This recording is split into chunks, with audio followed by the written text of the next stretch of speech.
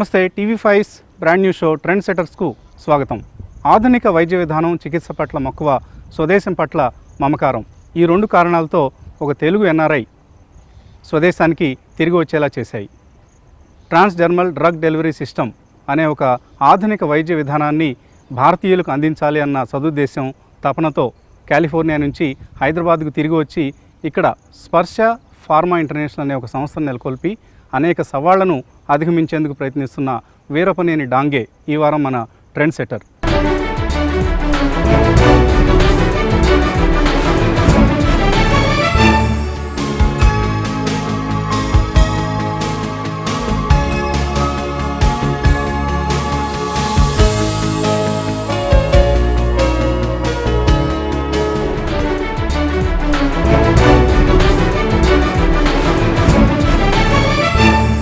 అసలు transdermal drug delivery system అంటే ఏంటి, ఈ వైద్య విధానాన్ని ఇక్కడ ప్రవేశపెట్టడంలో స్పర్శ ఫార్మా ఎంతవరకు కృతకృత్యమైంది, ఇటువంటి అంశాలన్నీ మన ట్రెండ్ సెటర్ ఈ వారం మనకు వివరించబోతున్నారు. So come let's go and meet mister Veerapaneni Dange. Sparsha in Sanskrit means touch, and touch is the most beautiful way of conveying warmth and love world over. A touch can make a difference. Indian tradition has a legacy of healing through sparsha, as evidenced in the ancient practice of Ayurveda. This ancient Indian concept of healing is now the basis of modern-day medicine. An innovation made possible by Sparsha Pharma International.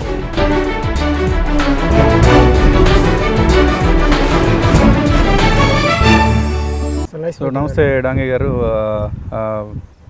మీ స్పర్శ pharmaceuticals యూనిట్లో ఉన్నాం. And Dange అసలు ఈ పేరే విచిత్రంగా ఉంటుంది.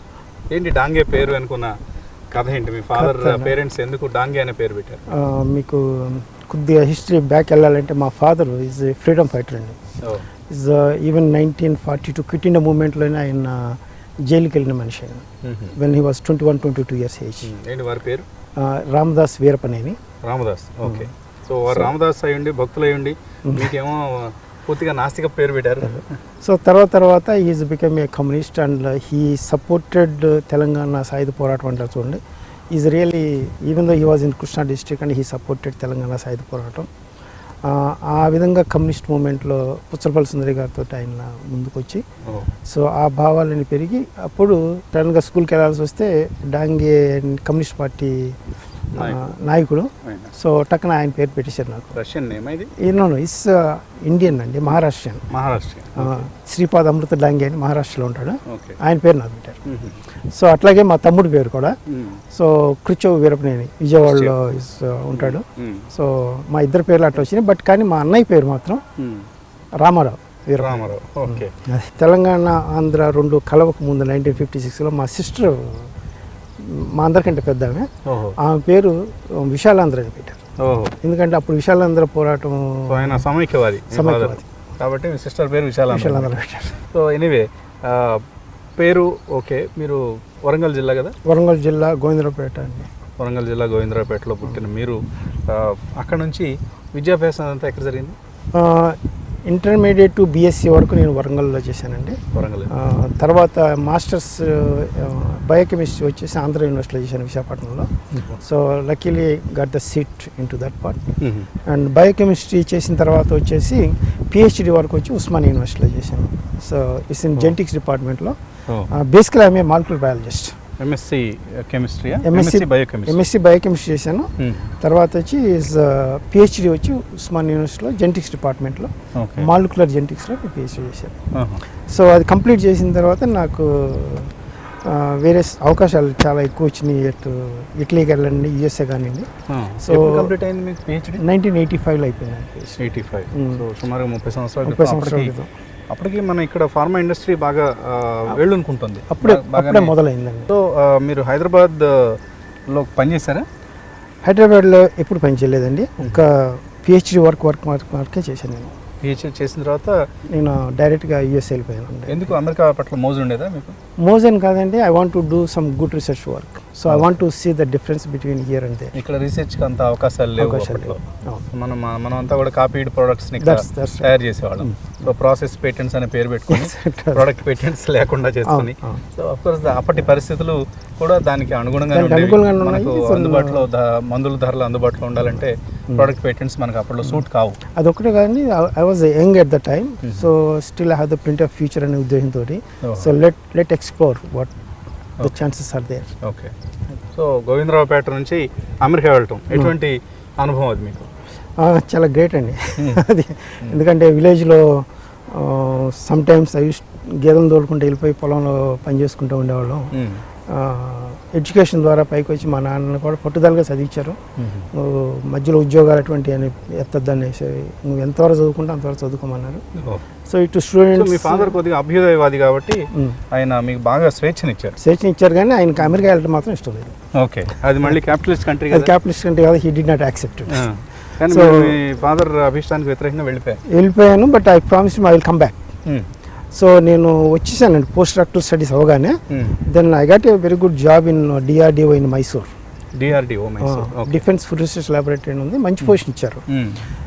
కానీ నా ఉడుకు రక్తంతో నేను అది చేయాలి ఇది చేయాలని కుతూహలంతో then I resign immediately that position. Even head of department 1.5 year ఉన్నాను. మై ప్రొఫెసర్ వచ్చేసామన్నాడు యూఎస్ఏలో. బికాస్ యూఎస్ఏలో I had done even I was not expected. It is a molecular biology work. Okay. And one of University of Virginia at Charlottesville.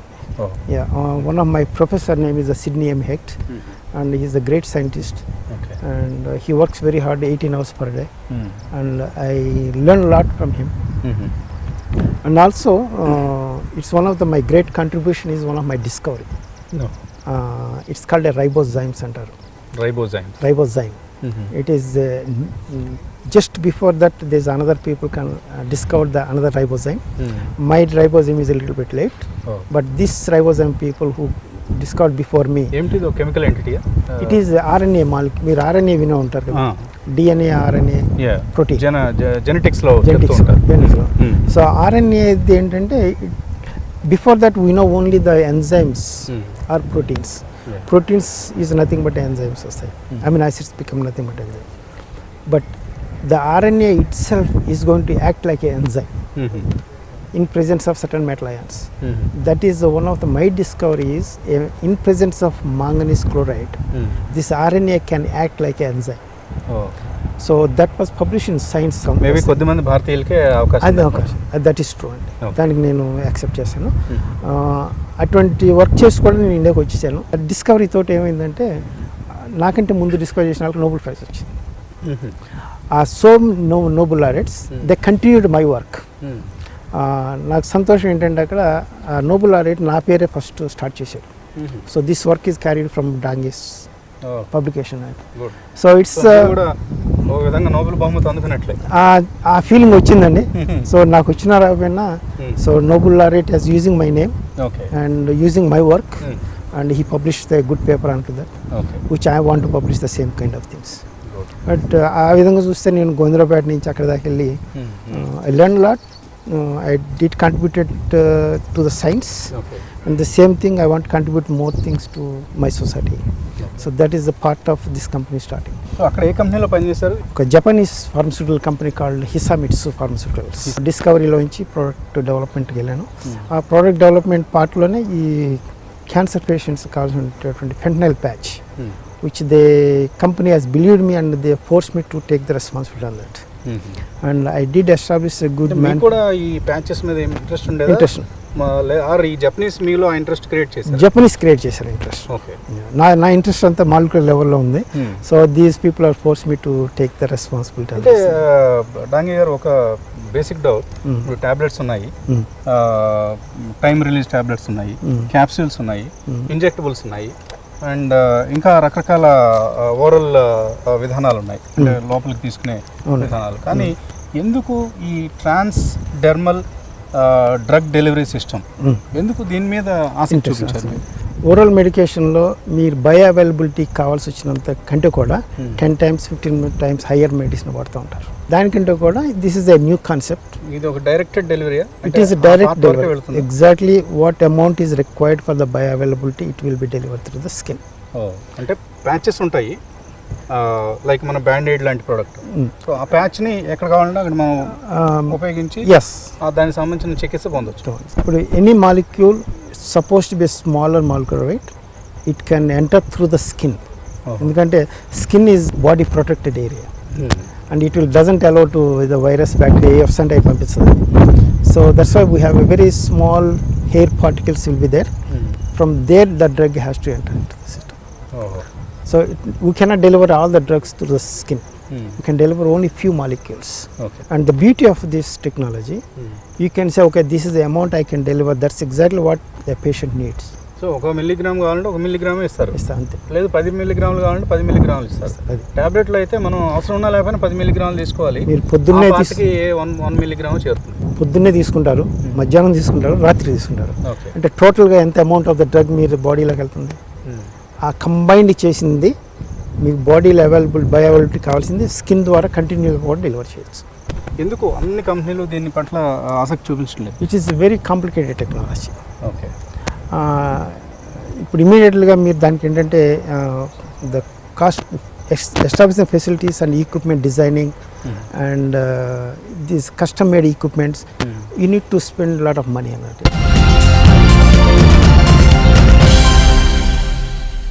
So Dange గారు, మనం మీ అత్యాధునికమైన pharma unit లోపల ఉన్నాం. So చాలా sophisticated కనిపిస్తుంది. It's like comparable with any other bulk drug manufacturer formations కంపెనీలకు వెళ్ళినప్పుడు చూసే యూనిట్కి ఏమాత్రం తీసుకోకుండా ఇంకా వాటికంటే మిన్నగా కూడా కనిపిస్తుంది. సో ఎంత ఇన్వెస్ట్ చేశారు ఈ ఫెసిలిటీ మీద ఇప్పటిదాకా మీరు? ఇది US అయితే $6 million ఇన్వెస్ట్. $6 million అంటే ఆల్మోస్ట్ ఒక 40 కోట్ల రూపాయలు, దగ్గర 40 కోట్ల రూపాయలు ఇన్వెస్ట్ చేశారు. ఇప్పటికి మీరు యూఎస్ FDA అప్రూవల్కి వెళ్ళినా కూడా వెంటనే వచ్చేసే విధంగా ఉంది. ప్రాబ్లం లేదు, ఎందుకంటే వాళ్ళ ఇన్స్పెక్షన్కి వస్తే అంతా everything is fine. My experience also in US FDA in California and I built a similar kind of facilities for the US market purpose. So కాబట్టి ఇక్కడ కూడా అదే బిల్డ్ చేయాలని చెప్పి ఉద్దేశంతో అట్లాగే equal to American product facilities ఈక్వల్గా చేసుకొచ్చాను. And Dange గారు, మనం రెగ్యులేటెడ్ మార్కెట్స్లో కనుక గమనిస్తే న్యూ డ్రగ్ అప్లికేషన్ అంటారు, అలాగే ANDA అంటారు, పారా4 ఫైలింగ్ అంటారు, ఫస్ట్ ఫైల్ అంటారు, ఆరెంజ్ బుక్ అంటారు, ఇలా రకరకాల పదాలు మనం వింటూ ఉంటాం. అఫ్కోర్స్ కొద్దిగా ఫార్మా అనలిస్టులకి, మీలాంటి ఫార్మా నిపుణులకి అందరికీ సుపరిచితం. కానీ మాలాంటి జర్నలిస్టులకి కొద్దిగా టైం పడుతూ ఉంటుంది అర్థం చేసుకోవడానికి, తెగమక పడుతూ ఉంటాం. మళ్ళీ వీటిని మేము అర్థం చేసుకొని మా ప్రేక్షకులు కూడా అందించే ప్రయత్నం చేస్తూ ఉంటాం. ఈలోగా ఇండస్ట్రీకి సంబంధించి పేటెంట్ ఒరిజినల్ ఇన్నోవేటర్ ఎవరైతే ఉంటారో వాళ్ళు ఫస్ట్ ఫైల్కి ముందు ఇన్నోవేటర్ ఎవరైతే ఉంటారో ఆ ఇన్నోవేటర్స్కి రకరకాల ఛాలెంజెస్ ఎదురవుతూ ఉంటాయి. ఫర్ ఇన్స్టెన్స్ వాళ్ళకి 5 ఏళ్లే ఎక్స్క్లూజివ్ పీరియడ్ ఉంటుంది, ఎక్స్క్లూజివిటీ యూఎస్లో అయితే. ఇతర దేశాల్లో పరిస్థితి ఇంకా నాకు తెలియదు. సో అలాగే ఆ పేటెంట్ టైం పేటెంట్ వచ్చిన తర్వాత ఎక్స్పైరీ దగ్గర పడుతున్న కొద్దీ ఛాలెంజర్స్ వస్తూ ఉంటారు. వాళ్ళ వాల్యూ ఈలోగానే రాబట్టుకోవాలి, whatever they have spent on the R&D. So అటువంటి సవాళ్ళు మీకు కూడా ఉన్నాయా? ఇది జనరిక్ ఇండస్ట్రీ కాబట్టి అంత పెద్ద సవాళ్ళు ఉండవండి. ఇప్పుడు మీరు అన్నట్టు కొన్ని కరెక్షన్స్ చేయాల్సింది ఏంటంటే యూఎస్ఏలో ఎనీ డ్రగ్ మీరు మార్కెట్లో తీసుకురావాలంటే, ఇన్నోవేటర్ డ్రగ్ మార్కెట్లో తీసుకురావాలంటే 10 to 15 years టైం పడుతుంది. సపోజ్ నువ్వు 10 years కంప్లీట్ చేసేసారనుకోండి product development, patent rights 20 years ఉంది. ఇప్పుడు మీకు నెక్స్ట్ 10 years మీరు మార్కెట్లో ఉండొచ్చు. పేటెంట్ ఎక్స్పైర్ అయిపోయేదాకా no generic company can come in to the market. కాబట్టి అది 5 years ఉందా, 10 years ఉందా, 15 years ఉందా, so depend on how the company was bring the product in to the market. కాబట్టి వాళ్ళు ఈలోగా ఎక్స్పైరీ పీరియడ్ దగ్గరకు వచ్చిన కొద్దీ మళ్ళీ ANDAలు ఫైల్ అవుతూ ఉంటాయి. సో ఫస్ట్ ఫైల్ కోసం అందరూ పోట్లాడుకుంటూ ఉంటారు. ఎవరైతే ఫస్ట్ ANDA సబ్మిట్ చేస్తారో FDAకి, వాళ్ళు ఎప్పుడైతే అప్రూవల్ ఇస్తారో అది వాళ్ళు ఫస్ట్ క్యాండిడేట్. వాళ్ళకి 6 months ఎక్స్క్లూజివిటీ ఇస్తారు మార్కెట్లో. So no other generic company 180 days exclusivity ఇస్తారు. తర్వాత అదర్ కంపెనీస్ వస్తూ ఉంటాయి. సో ఈ 180 daysలో ఫస్ట్ అప్లై చేసిన కంపెనీకి అడ్వాంటేజ్. సో ఇప్పుడు డాలర్ ఉందనుకోండి ఒక ప్రోడక్ట్, సో ఈ ఫస్ట్ జనరిక్ కంపెనీ 80 cents పెట్టుకుంటారు. సో అట్లా తర్వాత వచ్చే కంపెనీలు మెల్లిగా తగ్గుతూ ఉంటుంది. సో వాల్యూ కూడా డౌన్ అవుతాం. So that's a common. So చాలా ఛాలెంజింగ్ ఎన్విరాన్మెంట్ ఫార్మాలో, ఎస్పెషల్లీ రెగ్యులేటెడ్ మార్కెట్స్. అవును. సో మన market of course thanks to the Indian patent laws అంత ఛాలెంజింగ్ ఎన్విరాన్మెంట్ లేదు ఇక్కడ. ఇక్కడంతా జనరిక్స్ ది రాజ్యం. అవును. అవును. సో మీరు ఏదన్నా R&D పైప్లైన్లోకి వెళ్ళే ఆలోచన చేస్తున్నారా? అంటే నేను ఆల్రెడీ ఒక ఆస్తమాకు సంబంధించిన ఒక ప్రోడక్ట్ ఇంట్రొడ్యూస్ చేశానండి. It's called tulobuterol patch. ఇది ఆస్తమా నివారణలో వాడతారు. వాళ్ళు ఎందుకంటే I want give more details about asthma. Asthma patients రాత్రిపూట వాళ్ళు ఎక్కువ సఫర్ అవుతారు. అంటే వాళ్ళు పడుకున్న టైంలో between 2 to 4 AM is a key period for them. So మీరు కనుక అబ్జర్వ్ చేస్తుంటే most of the asthma patients in my village which I observe, my classmates, they suffer in the morning with a running nose, breathing problem, eyes అన్ని ఎర్రగా ఉంటాయి. వాళ్ళు ఎందుకు ఆ టైంలో సఫర్ అవుతున్నారంటే the peak period is between 2 to 4 AM. So మేము దానికి అనుకూలంగా ఒక ప్రోడక్ట్ తీసుకొచ్చాము మార్కెట్లోకి, ప్యాచ్. అది before going to bed if they apply that patch, lungs దగ్గరగా అప్లై చేసుకోవాలా? లంగ్స్ దగ్గర అప్లై చేస్తారు. They are free of that problem. ఇప్పుడు మార్కెట్లో లాస్ట్ ఇయర్ ఇంట్రొడ్యూస్ చేసాము. ఇది కంప్లీట్గా బ్రాండ్ న్యూ డ్రగ్. అంటే దీనికి మీరు పేటెంట్ తీసుకున్న అప్లై చేస్తారా? పేటెంట్ లేదని మా జపాన్లో మా పార్ట్నర్ పేటెంట్ అప్లై చేశాడు. కానీ ఇండియాలో ఇది న్యూ డ్రగ్. ఇండియాలో ఏ న్యూ డ్రగ్ తీసుకొచ్చినా సరే, మీకు పేటెంట్ ఉన్నా లేకపోయినా సరే, వీళ్ళకి ఫస్ట్ 4 years ఎక్స్క్లూసివిటీ ఉంటుంది. So no other company can compete with that. So 4 ఏళ్ళు మన ఆస్తమాకి సంబంధించి, ఈ మందుకు సంబంధించి మీరే ఇన్నోవేటర్ అండ్ ఎక్స్క్లూజివ్ రైట్స్ ఉన్నాయి మీకు. 4 yearsలో ఎంత మార్కెట్ని ఎక్స్పెక్ట్ చేస్తున్నారు ఈ డ్రగ్ సంబంధించి? యాక్చువల్గా ఇండియాలో asthma is a kind of hub for the asthma. The world మొత్తంలో చూస్తే ఇండియాలో ఆస్తమా పేషెంట్స్ చాలా ఎక్కువ ఉన్నారు. ఏదో పొల్యూషన్ కానివ్వండి, పోలెన్ కానివ్వండి, లేకపోతే అలర్జీస్ కానివ్వండి, ఇంకో రకం కానివ్వండి, there are 40 to 50 million asthma patients, adults కానివ్వండి, చిల్డ్రన్స్ కానివ్వండి, బేబీస్ కానివ్వండి. So there is a huge market is there, but depend on the doctors adapt చేసుకున్న పద్ధతిని బట్టి. ఎందుకంటే ఇండియాలో డాక్టర్స్ రికమెండ్ చేస్తేనే పేషెంట్స్ వాడతారు. So that's where the challenge is there. And my marketing partner is really doing a good job, and we're able to sell few million patches in to the market. So we're maybe next 4 yearsలో ఎంత market size ఉంది, అందులో ఎంత మీరు capture చేయగలరు? Market at this moment I can say that is about more than $5 million we are expecting. $5 million. And about 30 crores per annum. Per annum. And over the period of time it will show more data on that part. We are expecting a bigger market in this part. And ఇండియాకి సంబంధించి మనం ఇందాక అనుకున్నట్లుగా ఈ patent loss చాలా కొంత సునాయాసంగా ఉంటాయంటారు. అంటే అమెరికాలో మనకు ఆ డ్రగ్ ఎఫికసీతో సంబంధం లేకుండా వాళ్ళు మేము ఇది ఇన్నోవేట్ చేసాం అంటూ కొంత ప్రూవ్ చేయగలిగితే పేటెంట్ వచ్చేస్తుంది. మన దగ్గర అంత ఈజీగా పేటెంట్ ఎవరు, మీరు ఇంతకుముందు మాలిక్యూల్కి దగ్గరగానే ఉంది, సో మీ విధానంలో ఏమీ అంతగా క్లిష్టత ఏమీ లేదు, ఇదంతా నోన్ కాంపౌండే, ఇట్లాంటి రకరకాల కారణాలతో పేటెంట్ రిఫ్యూజ్ చేస్తూ ఉంటారంటారు. సో అది ఎందువల్ల జరుగుతూ ఉంటుంది? There are multiple, అంటే there are few things are there to understand before that. India నుంచి కొత్త డ్రగ్ ఇంతవరకు రాలేదు నాకు తెలిసినంత వరకు, బట్ నాకు తెలవకుండా ఉన్నాయని తెలియదు. ఒకటి, మనం ఎంతసేపు ఏంటంటే నేను సైంటిస్ట్గా ఉన్నప్పుడు కూడా ఎంతసేపు పబ్లికేషన్స్ మీద ఎక్కువ ఇంట్రెస్ట్ పెట్టేవాడు దాన్ ద డిస్కవరీ. మనం ఒక డిస్కవరీ చేస్తే even you can file a patent for idea of your what you are thinking. అయితే ఏంటంటే కొంతకాలం వరకే ఉంటుంది ఐడియల్ పేటెంట్. దాని తర్వాత if you can prove little bit experimental you can file the patent. India patent వచ్చిన తర్వాత మీకు వరల్డ్ పేటెంట్ వచ్చేస్తుంది. There is an advantage to file the patents. And నేను తర్వాత ఐఐసిటికి I helped them to file more patents when I was working in USA, and they filed good patents now. On behalf of them, I filed a patent for them. Okay, అంటే ఇక్కడ ఇండియాలో patents అంతగా ఎక్కువ తొందరగా ఇవ్వకపోవడానికి కారణం Indian government wants to keep drug prices affordable. So ఎవరో వచ్చేసి ఇది మాదే మొనోపలి దీని మీద ఈ డ్రగ్ అని అనకుండా ఉండేందుకే సాధ్యమైనంత వరకు పేటెంట్స్ని రిఫ్యూజ్ చేసుకుంటారని ఒక అంటూ ఉంటారు. That is my reason. గతంలో పెద్ద పెద్ద ఎంఎన్సీలు కూడా కంప్లైంట్ చేశాయి మాకు ఇండియన్ మార్కెట్స్లో పేటెంట్స్ ఇవ్వడం లేదు అంటూ జెలీడ్ లాంటి వాళ్ళు. కారణం ఏంటంటే మనకు ఉన్నటువంటి కరెంట్ మార్కెట్ సినారియోని బట్టి పీపుల్ ఎఫర్ట్ చేయగలుగుతారా లేదా, దాన్ని బట్టి మన ఇండియన్ గవర్నమెంట్ అట్లా డిసిషన్ తీసుకుంది. Some part is acceptable, but some part at the same time when they spend lot of money they do expect to move that product further. Hyderabad రోడ్లు ఇప్పుడున్న రోడ్ల మీద వెళ్ళామంటే తప్పనిసరిగా back pain, shoulder pain, neck pain అన్ని రకాల నొప్పులు వస్తాయి. మేబీ ప్రెగ్నెన్సీకి అయితే ఈజీగా డెలివరీస్ కూడా అయిపోతుంది, హాస్పిటల్ వెళ్ళాల్సిన అవసరం.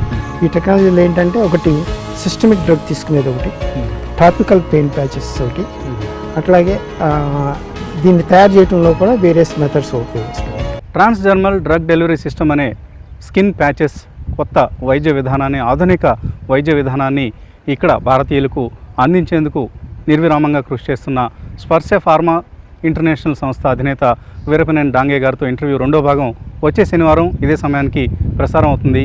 సో వచ్చే వారం ట్రెండ్ సెటర్ కార్యక్రమంలో మళ్ళీ కలుద్దాం. Keep watching TV5.